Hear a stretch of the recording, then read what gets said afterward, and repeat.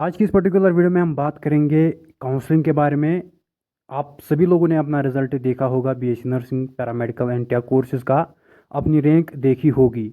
इस साल जो रैंक है वो यहाँ पर बच्चों ने अच्छे मार्क्स ऑब्टेन किए हैं, उसकी वजह से रैंक इन्फ्लेशन हुई है।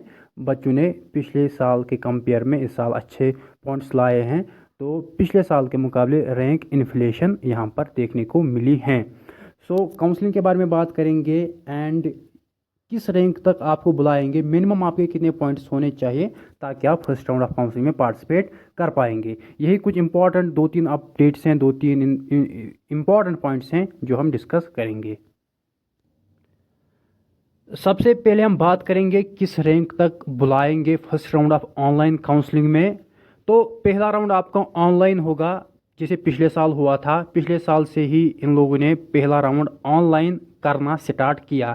तो पहला राउंड आपका ऑनलाइन होगा। आपको ऑनलाइन वेबसाइट पे प्रेफरेंस सबमिट करनी है, चॉइस फिलिंग करनी है। इसका मतलब कि पहले नंबर पे आपको कॉलेज रखना है। सपोज पहले नंबर पे आप सिक्किम्स रखोगे विथ बीएससी नर्सिंग, दूसरे नंबर पे GMC Srinagar with BSc nursing, तीसरे नंबर पे आप जीएमसी बारामूला, उसके बाद जीएमसी अनंतनाग।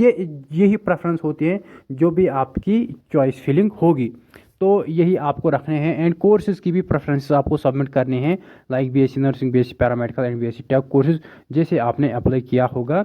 जिस किसी भी कोर्स में आपने अप्लाई किया, या 2 में अप्लाई किया होगा या 3 में अप्लाई किया होगा, जैसे भी आपने अप्लाई किया होगा जब आपने एप्लीकेशन फॉर्म सबमिट किया है। तो मिनिमम आपके अप्रॉक्सीमेटली 40 पॉइंट्स होने चाहिए ताकि आप फर्स्ट राउंड ऑफ काउंसलिंग में पार्टिसिपेट कर पाएंगे।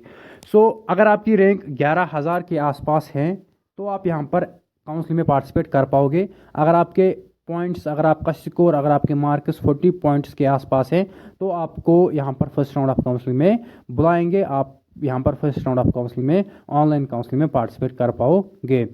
इम्पॉर्टेंट यही पॉइंट है कि मिनिमम आपके 40 पॉइंट्स होने चाहिए एंड जो रैंक वो 11,000 के आसपास आपकी होनी चाहिए। पिछले साल इससे नीचे भी इन लोगों ने बुलाया था पहले राउंड में, फिर दूसरे राउंड में इससे कट ऑफ कम चला जाता है। अगर मैं अभी बोल रहा हूँ कि पहले राउंड में 40 पॉइंट्स तक बुलाएंगे, रैंक 11,000 के आसपास बुलाएंगे, तो ऑब्वियसली फिर सेकंड राउंड में फिर ये और नीचे चले जाएंगे। सेकंड राउंड में ये मे बी 35 पॉइंट्स वाले बच्चे को भी काउंसलिंग में पार्टिसिपेट करने देंगे।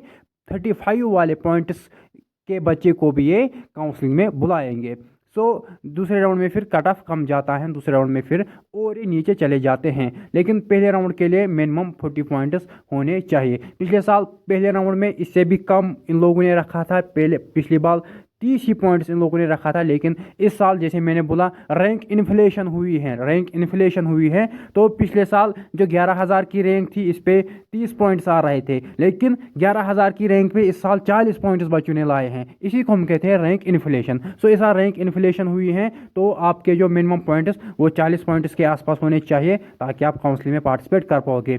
काउंसलिंग आपकी होगी, आप 10-15 दिन वेट करोगे, उसके बाद आपकी काउंसलिंग होगी। 7 दिन इन लोगों ने रखी है कि अगर आपको कोई करेक्शन करनी है अपने एप्लीकेशन फॉर्म में तो आपको फिजिकली जाना पड़ेगा, वो श्रीनगर या जम्मू, तो उसके लिए इन लोगों ने 7 दिन रखे हैं। तो उसके बाद फिर ये अराउंड 7 से लेकर 10 दिन फिर इनको लगेंगे, तो उसके बाद फिर आपकी काउंसलिंग होगी। तो अभी 10-15 दिन आपको वेट करना होगा काउंसलिंग के लिए। एंड ये मिनिमम पॉइंट्स आपके 40 पॉइंट्स के आसपास होने चाहिए, 11,000 के आसपास आपकी रैंक होनी चाहिए फर्स्ट राउंड के लिए। फिर सेकंड राउंड में इससे कम ऑब्वियसली चला जाएगा। फर्दर अगर आपके कुछ डाउट्स हैं तो आप कमेंट्स में पूछ सकते हो।